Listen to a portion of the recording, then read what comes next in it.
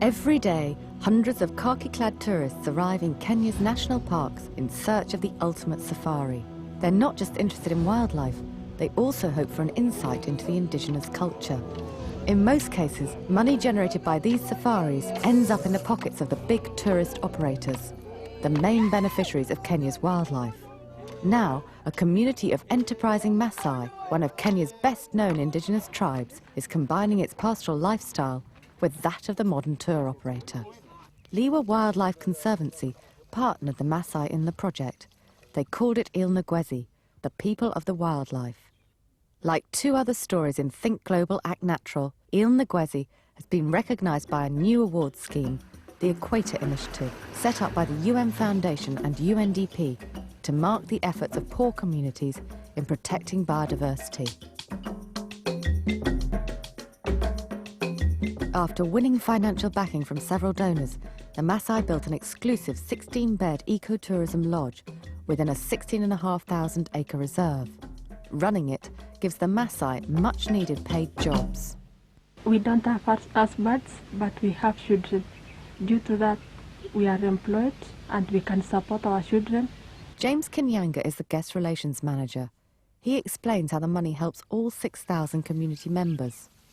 It has been boosted the community a lot in such ways like, we have lots of poor people in the community that they can't afford to send their kids to school. But nowadays it's 100% that they can send their kids to school because it's guaranteed that bursary is there. Good morning, school. The cost of one night's accommodation will pay for a whole term of secondary school fees. So far, 53 children have benefited. 4 have gone on to study for degrees, and 1 is now a company director of Il Ngwesi.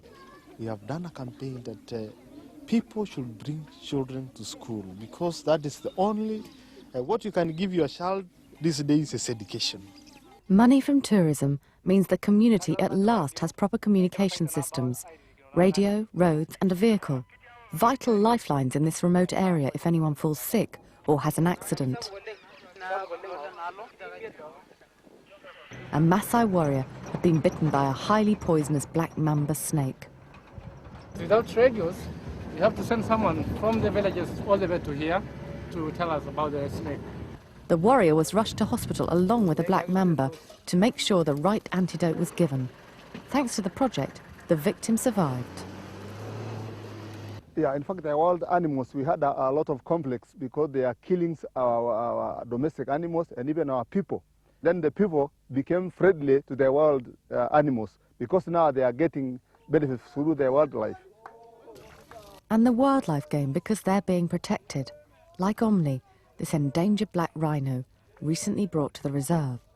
He's guarded by a team of rangers who scout the area and monitor the wildlife, so tourists are kept happy, the animals are protected, and the community rewarded. Il Ngwesi means Il stands for people, and Ngwesi for the wildlife. We call ourselves people of wildlife. People of wildlife.